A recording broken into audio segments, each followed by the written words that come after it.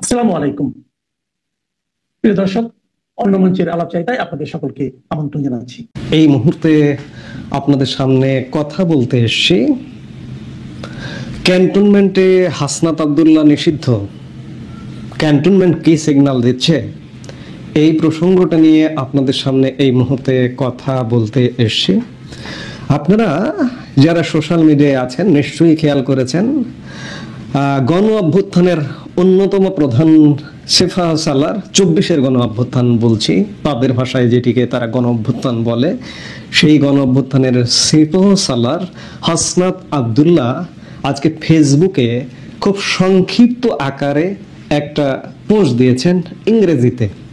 তিনি লিখেছেন, keep an eye on the north, gone too quite too fast. উত্তরের দিকে নজর রাখুন, খুব শান্ত, খুব দ্রুত। হঠাৎ হাসনাত আব্দুল্লাহ এমন একটা পোস্ট দিলেন কেন? কি হচ্ছে, কি হতে যাচ্ছে? ইঙ্গিতপূর্ণ পোস্ট, সরাসরি কিছু বলছেন না, কিন্তু ইঙ্গিতপূর্ণ। উত্তর বলতে তিনি ক্যান্টনমেন্টকে বোঝাচ্ছেন, ক্যান্টনমেন্টের দিকে নজর রাখতে বলছেন। ক্যান্টনমেন্টে কি ঘটলো এমন হঠাৎ করে? আমরা নানা রকম কানা ঘোষা শুনি যে পরিবর্তনের শব্দ 1 বছর ধরেই পাচ্ছি, আপনাদেরকেও বলছি, কিন্তু কোনো পরিবর্তন নাই। আমরা বিরক্ত, আমাদেরকে যারা এই শব্দগুলো শোনায় আমরাও তাদের উপর বিরক্ত। আপনাদেরকে আমরা বলি, আপনারাও আমাদের প্রতি বিরক্ত হন। কিন্তু ক্যান্টনমেন্টে একটা নাটকীয় ঘটনা ঘটেছে এই মুহূর্তে, যে মুহূর্তে সেনাপ্রধান জেনারেল ওয়াকারুজ্জামান দেশের বাইরে আছেন, মালয়েশিয়াতে আছেন। তিনি ইন্দো প্যাসিফিক অঞ্চলের সেনা প্রধানদের বৈঠক, সব এই যে ভারত মহাসাগর এবং প্রশান্ত মহাসাগর অঞ্চলের 12-14টা যে দেশ আছে, সব দেশগুলোর সেনা প্রধানরা এই মুহূর্তে মালয়েশিয়ায় বৈঠক করছেন। গত 22 সেপ্টেম্বর সেনাপ্রধান জেনারেল ওয়াকারুজ্জামান সেখানে গেছেন এবং বিভিন্ন অসমর্থিত সূত্র বলছে যে ভারতীয় সেনা প্রধানের সাথে ওয়াকারুজ্জামানের বৈঠক হয়েছে। আমার অবশ্য কোনো পত্র পত্রিকায় এটি নজরে পড়েনি, কিন্তু বৈঠক হয়েছে এমনটা শোনা যাচ্ছে। যেটি হোক, সেটি সেনাপ্রধান তিনি বৈঠক করছেন, ইন্দো প্যাসিফিক অঞ্চলের সেনাপ্রধানদের সাথে সম্মেলনে যোগ দিয়েছেন। স্বাভাবিকভাবেই 1-to-1 বৈঠক হবে, এটা খুব স্বাভাবিক, অস্বাভাবিকতার কিছু নেই। তিনি ফিরবেন আজ বাদ পরের দিন, অর্থাৎ আগামী শনিবার 27শে সেপ্টেম্বর। কিন্তু এর মধ্যে সেনাপ্রধান 22 তারিখে গেলেন, আর 23 তারিখে ক্যান্টনমেন্টে একটা নাটকীয় ঘটনা ঘটেছে। নাটকীয় ঘটনাটা হলো যে গত 23শে সেপ্টেম্বর ঢাকা সেনানিবাসে এনসিপির প্রধান সংগঠক হাসনাত আব্দুল্লাহর প্রবেশ নিষিদ্ধ করে সেনাবাহিনীর সামরিক পুলিশ বা মিলিটারি পুলিশ বা এমপি। পূর্ববর্তী সিদ্ধান্তের অংশ হিসেবে নগরীর অন্যতম নিরাপদ অঞ্চলে নিষিদ্ধ করা হয়েছিল। কচুক্ষেত এলাকার কাছে মিরপুর গেটের দিকে আব্দুল্লাহ যখন ক্যান্টনমেন্টে প্রবেশের চেষ্টা করেন, তখন এই অপ্রীতিকর ঘটনা ঘটে। বাংলাদেশ সেনাবাহিনীর সূত্র জানিয়েছে, সামরিক পুলিশের রক্ষীরা তাকে সংবেদনশীল এলাকায় প্রবেশ করতে বাধা দিলে একটি সংক্ষিপ্ত বাঘ বিতণ্ডা শুরু হয়। ক্যান্টনমেন্টের দ্বিতীয় প্রবেশ পথ হলো দক্ষিণের জাহাঙ্গীর গেট। এরপর আব্দুল্লাহ কয়েকজন সেনা কর্মকর্তার সাথে মোবাইল ফোনে কথা বলার জন্য খানিকটা পিছিয়ে যান, কিন্তু তাতেও কোনো লাভ হয়নি। মিলিটারি পুলিশ বা এমপি রক্ষীরা তাদের অবস্থানে অটল থাকেন। আব্দুল্লাহ স্থান ত্যাগ করার সিদ্ধান্ত নেওয়ার আগে প্রায় 20 মিনিট সেখানে ছিলেন। ওয়াকিবহাল সূত্র জানিয়েছে যে তিনি কোনো সেনা কর্মকর্তার সাথে দেখা করার জন্য প্রবেশ করতে যাননি, বরং তুলনামূলকভাবে খানিকটা যানজট মুক্ত এলাকা হওয়ায় ক্যান্টনমেন্টের ভেতর দিয়ে তিনি অন্য কোনো গন্তব্যে পৌঁছাতে চেয়েছিলেন। এই সংবাদটি বাংলাদেশের কোনো গণমাধ্যমে নেই। ভারতীয় গণমাধ্যম নর্থ ইস্ট নিউজের, ভারতের বিখ্যাত সাংবাদিক চন্দন নন্দী নর্থ ইস্ট নিউজে দিয়েছে। নর্থ ইস্ট নিউজ সম্ভবত হাসনাত আব্দুল্লাহর সঙ্গে ফোনে যোগাযোগ করবার চেষ্টা করেছে, কিন্তু হাসনাত আব্দুল্লাহর কোনো সাড়া পায়নি। তবে হাসনাত আব্দুল্লাহ পাবলিকলি আজকে সোশ্যাল মিডিয়ায় এসে ফেসবুক স্ট্যাটাস দিয়ে ক্যান্টনমেন্টের দিকে নজর রাখতে বলেছেন। আপনাদের মনে আছে নিশ্চয়ই যে গত মার্চে হাসনাত আব্দুল্লাহ ফেসবুকে পোস্ট দিয়ে সরাসরি সেনাপ্রধান জেনারেল ওয়াকারুজ্জামানকে নিশানায় নিয়েছিলেন এবং নিয়ে বলেছিলেন যে জেনারেল ওয়াকারুজ্জামান একটা রিফাইন্ড আওয়ামী লীগ আনতে চায়, এবং সেটি নিয়ে দেশে যথেষ্ট উত্তেজনার সৃষ্টি হয়েছিল। এবং সেনাবাহিনী হাসনাত আব্দুল্লাহর সেই ফেসবুক পোস্টের পাল্টা বিবৃতি দিয়ে সেনাবাহিনী অস্বীকার করে যে আওয়ামী লীগ পুনর্বাসনের জন্য হাসনাত আব্দুল্লাহ বা অন্য কোনো ছাত্র বা সমন্বয়কদের কোনো চাপ দেওয়া হয়নি। হাসনাতের দাবি অস্বীকার করে সেনাবাহিনী বলেছিল যে জেনারেল জামানের সাথে বৈঠক আব্দুল্লাহ এবং সার্জিস আলমের উদ্যোগে হয়েছিল।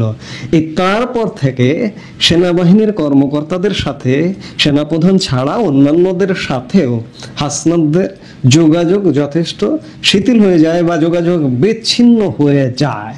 এখন প্রশ্ন হচ্ছে যে হাসনাতকে সেনাবাহিনী বা সেনা ক্যান্টনমেন্টে প্রবেশ করতে দেওয়া হলো না।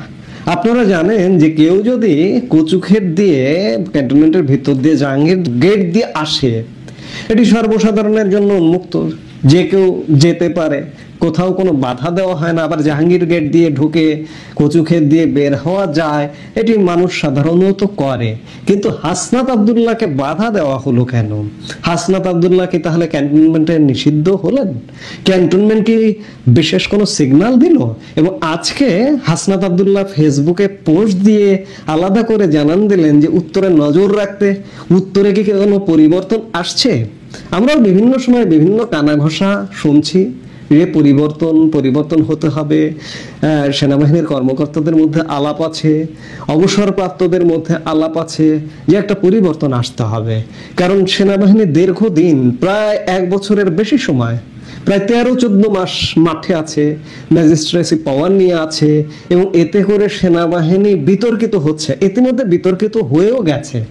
আপনারা কদিন আগে একজন সাবেক সেনাপ্রধান ইকবাল করিম ভুঁইয়ারও পোস্ট দেখেছেন, যে তিনিও একটা বক্তব্য বলেছেন যে সেনাবাহিনী দীর্ঘদিন মাঠে থাকতে পারে না, সেনাবাহিনীর ব্যারাকে ফিরে যাওয়া উচিত।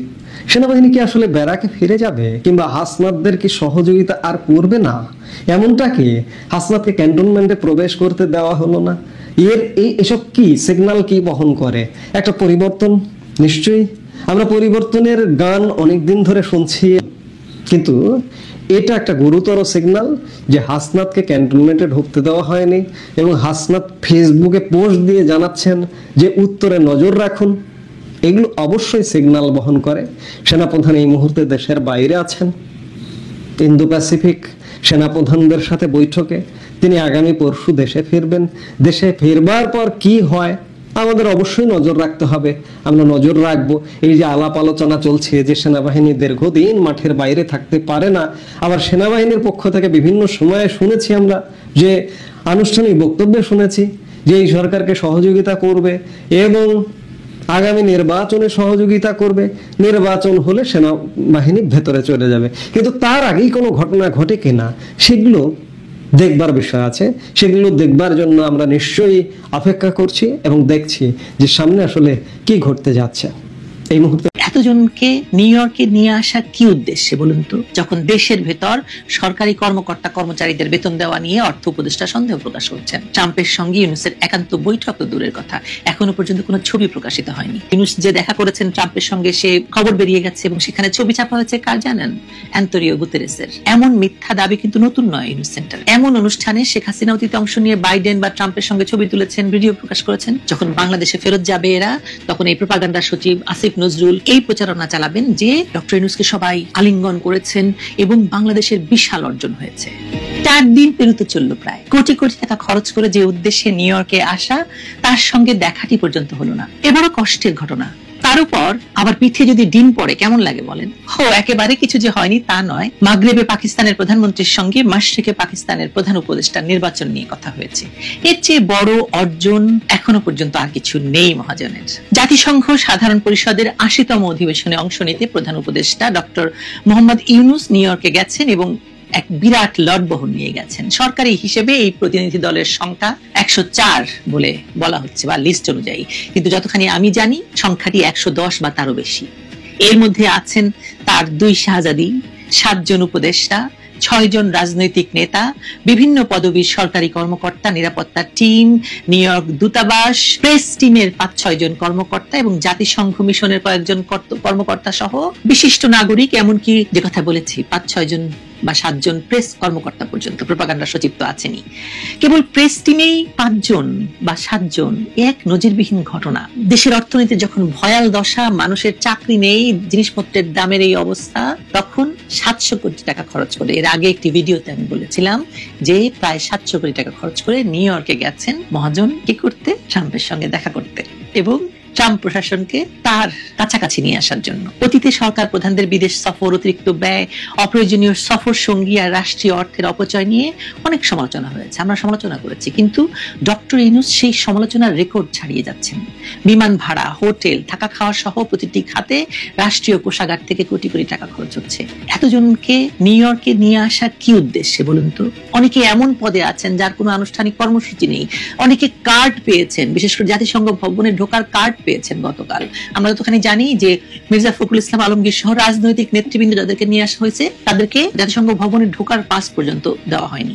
পরবর্তীতে পাস ইস্যু করার চেষ্টা হচ্ছিল বা চেষ্টা হয়েছে বা সফল হওয়া গেছে। তাহলে এতজন কর্মকর্তা কর্মচারী এত লটবহর নিয়ে কেন নিউ ইয়র্কে আসা, যখন দেশের ভেতর সরকারি কর্মকর্তা কর্মচারীদের বেতন দেওয়া নিয়ে অর্থ উপদেষ্টা সন্দেহ প্রকাশ করছেন? এই ভ্রমণ বিলাস মানে কেন?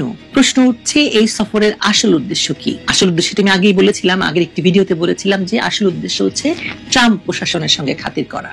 সরকার যদিও বলছে জলবায়ু পরিবর্তন, টেকসই উন্নয়ন আর বৈশ্বিক শান্তির মতো ইস্যুতে বাংলাদেশের অবস্থান তুলে ধরা, কিন্তু এসব বক্তব্য রাখতে বিশাল লটবহরের কোনো দরকার আছে? দরকার তো নেই। কয়েকজন দক্ষ কূটনীতিক এবং উপদেষ্টা দিয়েই কাজটি করা যেত। তাহলে এত বিপুল ব্যয়ের কারণ কি? সফরের প্রচারণা থেকে আমরা বুঝতে পারছিলাম যে সফরের কেন্দ্রবিন্দু হবেন মার্কিন প্রেসিডেন্ট ডোনাল্ড ট্রাম্প।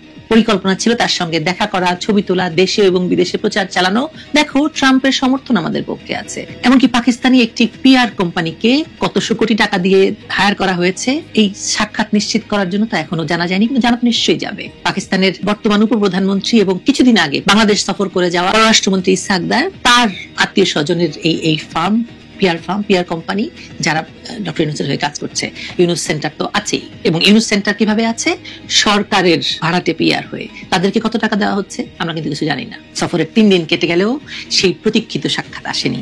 ট্রাম্পের সঙ্গে ইউনূসের একান্ত বৈঠক তো দূরের কথা, এখনো পর্যন্ত কোনো ছবি প্রকাশিত হয়নি। ইউনূস সেন্টার ঘোষণা দিচ্ছে ডোনাল্ড ট্রাম্পের সঙ্গে দেখা হয়ে গেছে এবং ইউনূস তাকে বাংলাদেশ সফরে আমন্ত্রণ জানিয়েছেন। ভাগ্যিস সে কথা বলেনি যে ট্রাম্প সে আমন্ত্রণ গ্রহণ করেছেন। বাংলাদেশের পত্রপত্রিকায় ইউনূস যে দেখা করেছেন ট্রাম্পের সঙ্গে সে খবর বেরিয়ে গেছে এবং সেখানে ছবি ছাপা হয়েছে কার জানেন? অ্যান্তোনিও গুতেরেসের, জাতিসংঘ মহাসচিবের। জাতিসংঘ মহাসচিব অ্যান্তোনিও গুতেরেস আর ট্রাম্পের ছবি বাংলাদেশের গণমাধ্যম চেনে না, এরকম তো হতে পারে না। সুতরাং ট্রাম্পের খবর দিচ্ছেন, ছবি দেখাচ্ছেন জাতিসংঘের, মানে বাস্তবতাটা তো আসলে ভিন্ন। জাতিসংঘ অধিবেশনের সময় মার্কিন প্রেসিডেন্ট প্রথমাফিক একটি নৈশভোজের আয়োজন করেন, সেখানে উপস্থিত থাকেন বিভিন্ন দেশের প্রতিনিধিগণ। অতিথিদের সঙ্গে প্রটোকল অনুসারে হাত মেলান প্রেসিডেন্ট, শুভেচ্ছা বিনিময় করেন। এটা কোনো একান্ত বৈঠক নয়। এমন অনুষ্ঠানে শেখ হাসিনা অতীতে অংশ নিয়ে বাইডেন বা ট্রাম্পের সঙ্গে ছবি তুলেছেন, ভিডিও প্রকাশ করেছেন, কারণ তিনি ছিলেন আমন্ত্রিতদের তালিকায়। ইউনূস এবার সেই সবুজ তালিকায় নেই, ফলে ট্রাম্পের সঙ্গে সরাসরি দেখা করার সুযোগ পাননি। শুধু ভিড়ের মধ্যে অন্যান্য অতিথিদের সঙ্গে ছবি তুলে তাকে সন্তুষ্ট থাকতে হয়েছে। এমন মিথ্যা দাবি কিন্তু নতুন নয় ইউনূস সেন্টারের। আপনারা জানেন যে যখন শেখ হাসিনার আমলে ইউনূসের বিরুদ্ধে মামলা চলছিল, কর ফাঁকি দেওয়ার, অর্থ পাচারের, শ্রমিকের পাওনা না মেটানোর, তখন বিশ্বের নোবেল লরিয়েটদের, নোবেল পুরস্কার প্রাপ্তদের এবং বিখ্যাত, এবং তার মধ্যে শ্যারন স্টোন পর্যন্ত ছিলেন, বিখ্যাত ব্যক্তিদের একটি বিবৃতি ছাপা হয়েছিল ডক্টর ইউনূসকে যন্ত্রণা না দেওয়ার জন্য নিউ ইয়র্ক টাইমসের প্রথম পাতায়। কত টাকা খরচ হয়েছিল সেটাতে আমরা জানি না, ইউনূস সেন্টার সেটা করেছিল। মানে গত বছরও প্রচার করা হয়েছিল যে বাইডেনের সঙ্গে তার 25 মিনিটের একান্ত বৈঠক হয়েছে, বাস্তবে কোনো ছবি বা ভিডিও আমরা দেখিনি। কেবল পররাষ্ট্রমন্ত্রী ব্লিংকেনের সঙ্গে বৈঠকের ছবি প্রচার করা হয়েছিল। এবছরের জুনে যখন লন্ডন সফর করেন, তখন ব্রিটেনের রাজা চার্লসের সঙ্গে লন্ডনে 30 মিনিটের বৈঠক হয়েছে বলে দাবি করা হয়েছিল, কিন্তু সেটিও ছিল কাল্পনিক, কোনো প্রমাণ নেই। একই ধারা এবারও চলছে, ঘটেনি কিন্তু বলা হচ্ছে ঘটেছে। এই ধোঁকাবাজির পিছনে যুক্তির কিন্তু সহজ। দেশে আন্তর্জাতিক স্বীকৃতির ক্ষুধা আছে, বিশেষ করে ডক্টর ইউনূসের মতো একজন ব্যক্তি যিনি আন্তর্জাতিক স্বীকৃতি ভিক্ষা করি এত বছর ধরে বিখ্যাত হয়েছেন এবং নিজে চলেছেন, তার এনজিও কে বাঁচিয়ে রেখেছেন। এ কারণে তার এই আন্তর্জাতিক স্বীকৃতি খুব প্রয়োজন। ট্রাম্প, বাইডেন, চার্লসের মতো নামের সঙ্গে তার নাম যুক্ত হলে, ছবি ছাপা হলে সমর্থকদের কাছে তিনি প্রমাণ করতে পারেন তিনি আসলে বিশ্ব নেতাদের খুব আস্থাভাজন। দেখবেন গলার রগ ফুলিয়ে ফুলিয়ে যখন বাংলাদেশে ফেরত যাবে এরা, তখন এই প্রোপাগান্ডা সচিব আসিফ নজরুল গলার রগ ফুলিয়ে ফুলিয়ে এই প্রচারণা চালাবেন যে ডক্টর ইউনূসকে সবাই আলিঙ্গন করেছেন এবং বাংলাদেশের বিশাল অর্জন হয়েছে। প্রচারণার জন্য যথেষ্ট প্রমাণ তাদের তো আসলে দরকার নেই। আসল সত্য হলো 3 দিন কেটে গেছে, ট্রাম্পের দেখা নেই। বুধু 3 দিন তোর বাড়িতে গেলাম, দেখা পাইলাম না। অন্যদিকে একই সময়ে যুক্তরাষ্ট্রের প্রেসিডেন্ট আরব এবং মুসলিম বিশ্বের প্রতিনিধিদের নিয়ে বৈঠক করেছেন ফিলিস্তিন ইস্যুতে। পাকিস্তান সেখানে ছিল, অন্য দেশও ছিল, কিন্তু বাংলাদেশের নাম সেখানে ছিল না বা লিস্টে নেই। এমনও এক ইস্যুতে যেখানে বাংলাদেশের জনগণ ফিলিস্তিন ইস্যুতে বরাবর সোচ্চার, বাংলাদেশে প্রতি জুম্মাবারে বাংলাদেশ ফিলিস্তিন নিয়ে মিছিল হতো, সেখানেও ডাক পাননি ডক্টর ইউনূস। এটি প্রমাণ করে যে মার্কিন প্রশাসনের কাছে বাংলাদেশ বা তার প্রধান উপদেষ্টা তেমন কোনো গুরুত্ব নেই। তার মানে সফর ব্যর্থ এবং হাস্যকর। এবং হাস্যকর কেন জানেন? নিউ ইয়র্কে ইউনূসের দলের উপর ডিম নিক্ষেপ করা হয়েছে। যে সফর দেশের ভাবমূর্তি উজ্জ্বল করার কথা ছিল তা হয়ে উঠেছে অস্বস্তিকর। যখন ইউনূস বিভিন্ন মানুষের সঙ্গে কথা বলছেন, তারা তখন কি করছেন? তাদের শুধু খাওয়ানো হচ্ছে, তাদের হোটেলের খরচ দেওয়া হচ্ছে, 3 বেলার ডিনার করতে 3 বেলার খাবারের খরচ দেওয়া হচ্ছে। সব মিলিয়ে আসলে ছবিটা পরিষ্কার। নিউ ইয়র্ক সফর একটি ব্যর্থ পিআর কর্মসূচি। ট্রাম্পকে না পেয়ে ইউনূস এখন তার অন্যান্য নেতাদের সঙ্গে ছবি তুলছেন, প্যারিসের মেয়রের সঙ্গে ছবি দিয়ে প্রমাণ করতে চাইছেন যে তার সঙ্গে কত বিখ্যাত মানুষের প্রমাণ হচ্ছে। প্রমাণহীন দাবির উপর ভর করে সংবাদ ছড়াচ্ছেন, অথচ বাস্তবে কোনো কূটনৈতিক সাফল্য নেই, কোনো দ্বিপাক্ষিক চুক্তি নেই, কোনো নতুন সমঝোতা নেই। আছে শুধু বিলাসবহুল সফর, কোটি কোটি টাকার অপচয় আর মিথ্যা প্রচারণা। তবে সাফল্য যে একেবারে নেই তা কিন্তু নয়। মাগরেবে পাকিস্তান মানে পশ্চিম পাকিস্তানের প্রধানমন্ত্রীর সঙ্গে মাশরিকে পাকিস্তান মানে পূর্ব পাকিস্তানের প্রধান উপদেষ্টার সাক্ষাৎ হয়েছে এবং তারা নির্বাচন নিয়ে কথা বলেছেন। আপনাদের একটি তথ্য দিয়ে রাখি, পাকিস্তানের সরকারি গোপন নথিতে এখনো পর্যন্ত বাংলাদেশকে মাশরিকে পাকিস্তান বা পূর্ব পাকিস্তান হিসেবে উল্লেখ করা হয়ে থাকে। ঠিকই আছে। এই 4 দিনের এ পর্যন্ত যে সফর, সেই সফরে 4 দিনের সফরে এটাই ডক্টর ইউনূসের সবচাইতে বড় সাফল্য যে তিনি মাশরিকে পাকিস্তান অর্থাৎ পশ্চিম পাকিস্তানের প্রধানমন্ত্রীর সঙ্গে বৈঠক করতে পেরেছেন। 3 দিন কেটে গেছে, দেখা নেই ট্রাম্পের। এটাই পুরো সফরের সবচেয়ে বড় বার্তা এখনো পর্যন্ত। মিথ্যা প্রচারণা দিয়ে কিছু সময় কাটানো যায়, কিন্তু বাস্তবের সামনে সেটি টেকে না। নিউ ইয়র্ক সফরটাই শেষ পর্যন্ত দেখিয়ে দিচ্ছে ইউনূসের আন্তর্জাতিক প্রচারণা আর বাস্তবতার মধ্যে আকাশ পাতাল ফারাক। আরো একটি পর্ব নিয়ে কথা হবে নিউ ইয়র্ক সফর নিয়ে। এখনো অনেক কথা বাকি, আরো অনেক কিছু ঘটবে নিশ্চয়ই।